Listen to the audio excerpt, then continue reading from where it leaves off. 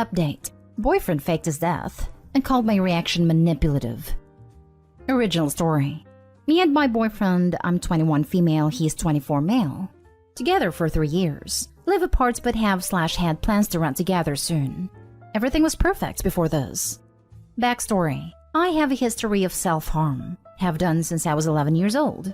The last time I did it was 2 years ago. I have some brutal scars, but I'm doing much better, and I'm in therapy. It's been a while since I even had a urge. My boyfriend had an ex before me who played mind games a lot. I feel it's relevant as he sometimes thinks I'm playing games when I'm not. For example, he was wary when we started dating that I would self-harm for attention or do it to punish him. His ex would threaten things like that if he ever left her. I don't/haven't ever done this, and despite my struggles, I'm pretty good with being patient and communicative. Until this, I considered us to have a really healthy relationship.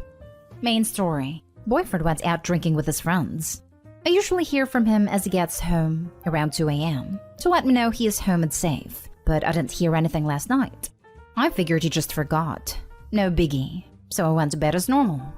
I woke up at 11 a.m. to a bunch of missed calls from his mother. They live together. I called her back and she texted at 1 p.m. that she couldn't talk. I was kind of worried and told her as much. She said my boyfriend didn't get home last night and was in a crash and didn't make it.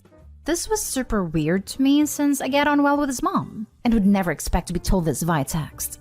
After some more texting, I fully believed my boyfriend had passed away that morning, and I totally shut down. The people I lived with were all out that day, so I was alone. Grief set in immediately, and I had an extremely bad relapse on my self-harm. At that point, I didn't even care. I was just hurting so much and my usual coping techniques just weren't doing their job. I listened to old voice notes of his, and even sent one telling him how much I loved him through the most unhinged sobbing I've ever done. Well, he arrived at my house 20 minutes later, saying it was a prank, since he got into a small bump and thought I'd get mad about him driving drunk, as well as about him mushing up his car a little. And him and his friends came up with this plan to just make me happy he was alright. So they took his mom's phone and the above happened. I obviously was thankful he wasn't dead, but I had a million other much stronger emotions. I was so angry he drove drunk. So angry he saw nothing wrong with it. So angry that he would lie about something so serious. And absolutely heartbroken that he let me sit in grief for over an hour until I sent a voice note that made him feel bad. Plus lots of other things I'm still struggling to articulate. He found out I harmed and flew off the handle. He said I punished him and turned a harmless prank into something much more serious and ruined the joke of it. He said I was guilting him for having fun, and now he can't trust I won't do it again. He even suggested I stay in hospital for my mental issues for a few weeks and crank up therapy. He said he can't leave me if he wants now, or else I'll act like this, just like his ex. I am beyond hurt.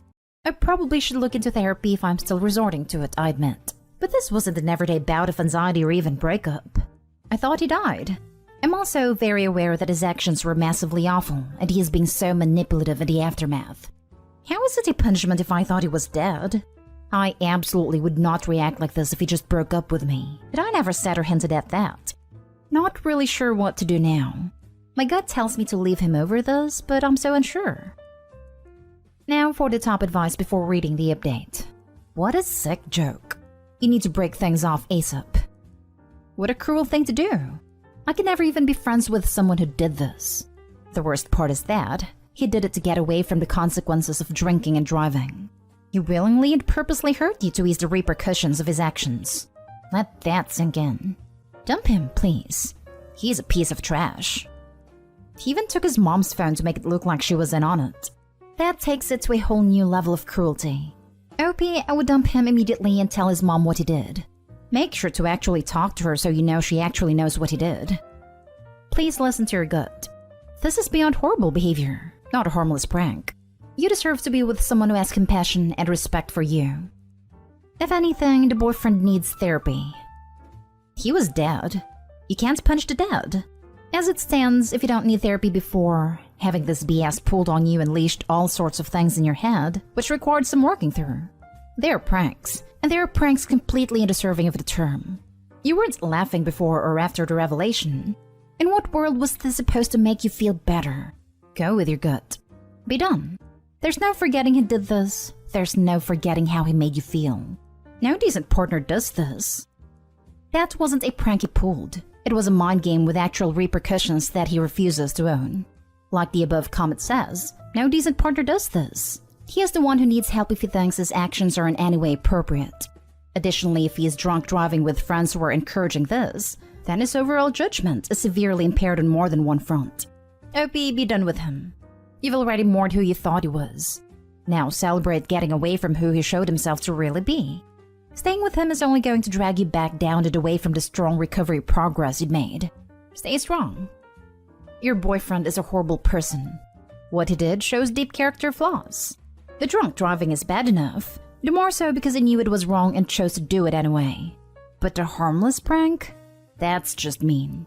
So disrespectful and inconsiderate, made all the more so by your personal history.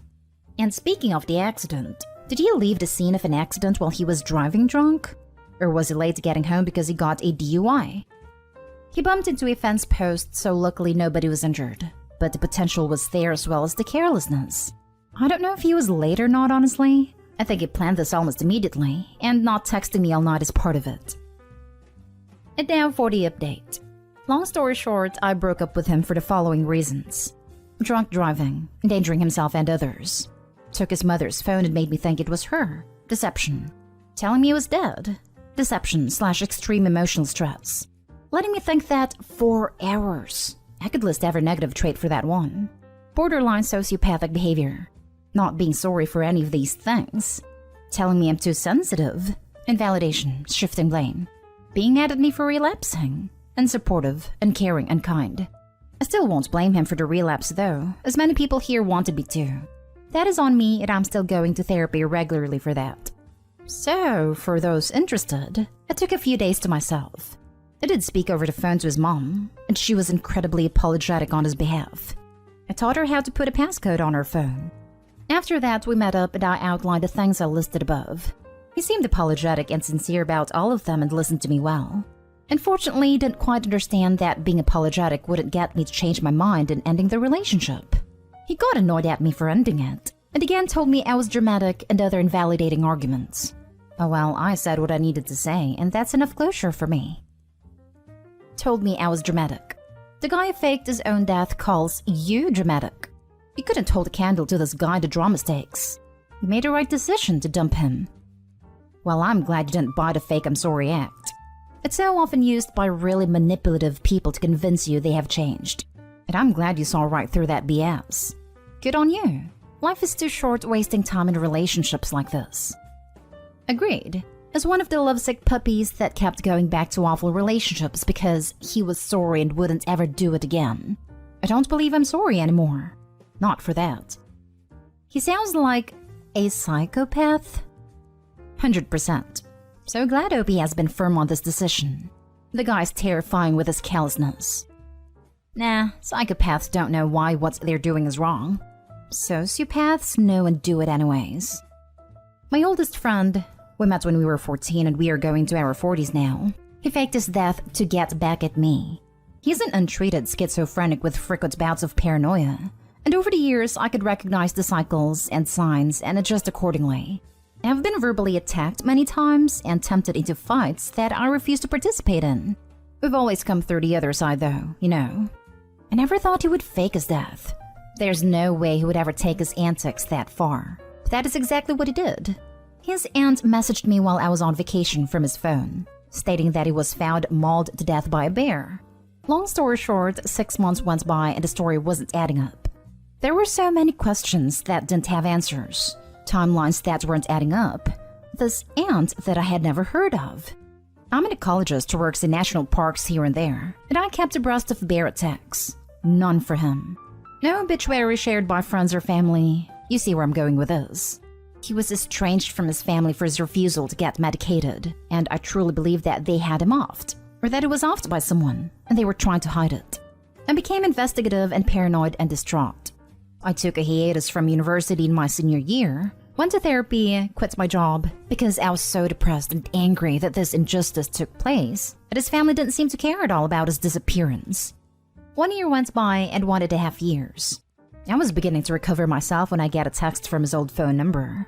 I called it immediately because I thought someone was playing a cruel joke, and he answered. I'm trying to keep this short, so I'll skip what transpired mostly. But a key part was that he claimed to be the victim, asking me if I learned my lesson for not answering his phone calls while I was on vacation, gaslighting me into believing all of his issues were my fault because I never dated him, even though all the codes in the universe told him that we were soulmates. All that progress I did in that year and a half disappeared within that 10-minute call. It really screwed me up. I sympathize. I empathize. I'm sorry that you had to experience that. Cut the toxicity out of your life. Be strong for yourself. Move on. I lost my oldest friend that day, but truly, he wasn't a friend at all. Next story. I'm 30 female disabled and my partner, 33 male, punishes me by withholding help. We've been together for 13 years. We've lived together for 10. I'm disabled. I don't want to get into how, but I can't do most things for myself without any help. I can hardly walk in a straight line or without stumbling. I have no muscle or strength in my arms. My life involves never going outside except for doctor appointments and staying in bed most of the time. Sometimes I have to put my phone down because it's too heavy. I always have a headache and nausea. Always. We have so many arguments, and they're usually over small things. A lot of them are about him helping me. He doesn't refuse, but he will throw such a tantrum about things like taking the dog out or killing a bug flying around because I ask him to. For example, I'm scared to ask for anything. I know I'll hear a sigh, feet stomping, and a horrible remark. If my partner is cleaning something and I point out a missed spot, I get, "Do you want to do it?" Oh wait, I don't think it's fair. I'd do it if I could. I can't open bottles on my own. I can sometimes, but it'll take a long time and I'm tired afterwards. Just now I asked for some water and he sighed and got it for me. We just had an argument regarding finances, so he slammed it down and left the room. I noticed it was still sealed and closed. It seems like such a dumb thing to complain about, but he always opens bottles for me even if I don't ask. Except when he's mad. Same with opening doors for me. Going to the store to get something I need. Sometimes he won't even make us anything to eat because he's mad at me. I hear "do it yourself" in a smug voice at least once a month. You love hearing yourself talk, is the response when I try to talk about it. Is this abuse? What can I do? He's all I have, and I'm literally and figuratively trapped. Edit. I made it sound like I do nothing, but I do get up and help sometimes anyway, even if it hurts me. He's understanding and kind on good days. One wrong move for me, and it goes from 0 to 100 on a bad day though. Sounds like caretaker fatigue. Taking care of myself is enough work, but taking care of someone else for 10 years sounds rough. Not that it makes what is doing okay. It sounds like you're walking on eggshells. If leaving isn't an option, maybe there are things you could do to improve your situation. If you need something at the store, could you order it online instead? Same with food. Maybe order in. A dog is a lot of work too, and I hate to even suggest it, but maybe look into rehoming it? That could help avoid more arguments about cleaning or taking the dog out. There are plastic grippers too that might help you open water bottles. Could you get yourself a food tray to use in bed to hold your phone? Counseling for the two of you would probably be a good idea. Other people mentioned in home care, which would probably be optimal in this situation, but I'm sure that's costly. Wishing you the best.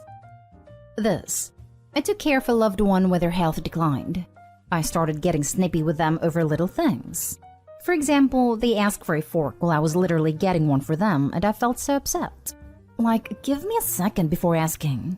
It blew up into something bigger than it needed to be because I was doing it all alone.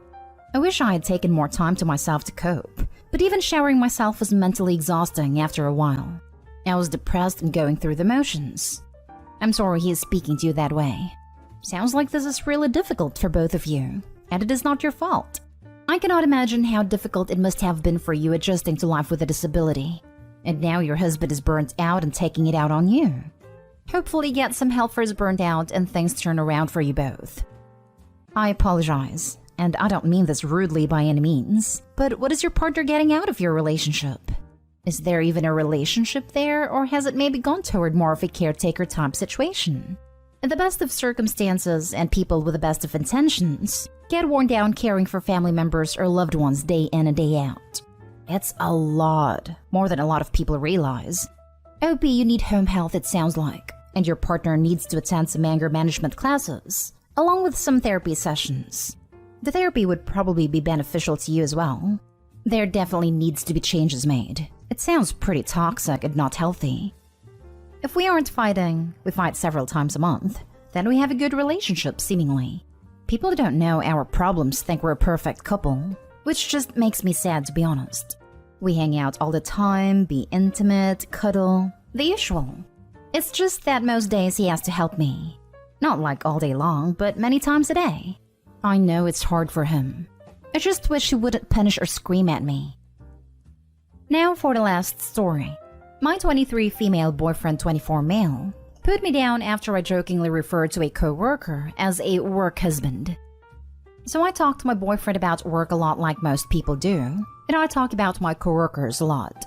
I frequently mention this guy, who I have no feelings for, by the way, who's one of my best friends at work in addition to many other friends. My boyfriend joked about how we talk a lot, and I teased him and said he was like my work husband. My boyfriend paused for a moment, then said that a lot of guys aren't into the fact that I don't have that high libido, and that he was willing to overlook it unlike most men, and added, just let me know.